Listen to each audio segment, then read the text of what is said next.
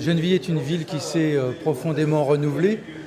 Il y a eu un travail important des équipes précédentes fait d'abord pour réhabiliter et rénover les quartiers populaires, je pense aux Luttes, aux Grésillons. Et maintenant nous arrivons à un travail à la fois de continuer à réhabiliter, nous avons un projet sur les Agnettes de réhabilitation de ce quartier populaire, et nous construisons aussi un nouveau quartier, comme on a eu l'écoquartier, où nous avons fait des constructions à 50% de logements sociaux, 50% de logements en accession à la propriété, et nous travaillons sur un projet d'un nouveau quartier en face le parc des Chantraines. Alors je suis mal placé pour savoir s'il y a une consultation par les pouvoirs publics nationaux, parce que nous on emmène, on a un service d'urbanisme qui travaille aussi avec des chercheurs, et puis nous faisons pas mal de rencontres, nous accueillons des étudiants et nous avons quelques dossiers. Par contre le problème principal c'est peut-être moins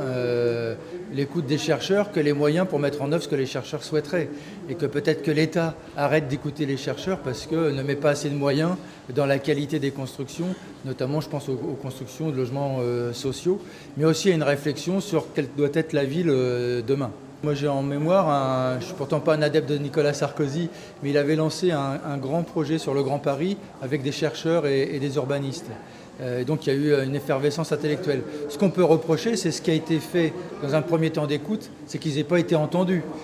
puisqu'ensuite leurs travaux peuvent tomber à l'eau et pas forcément poursuivis. Notre grand défi, nous, pour Gennevilliers, on est une ville populaire, c'est d'essayer de le rester au cœur de Grand Paris, ce qui n'est pas évident. Donc c'est de continuer d'avoir une maîtrise foncière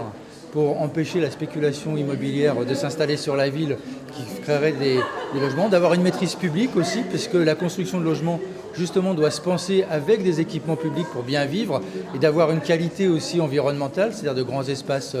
verts, des rues agréables, des rues à vivre, ce qui n'est pas toujours évident. Donc c'est là où on a besoin de chercheurs, d'urbanistes, parce que les évolutions dans la société sont telles qu'il faut s'adapter à ces évolutions. Et il y a aussi des leçons à tirer de l'histoire pour avoir une ville qui se vive bien, c'est ce qu'on essaye de faire.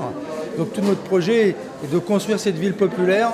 en répondant aux besoins de logement des habitants de Gennevilliers, des salariés qui viennent vivre sur notre ville.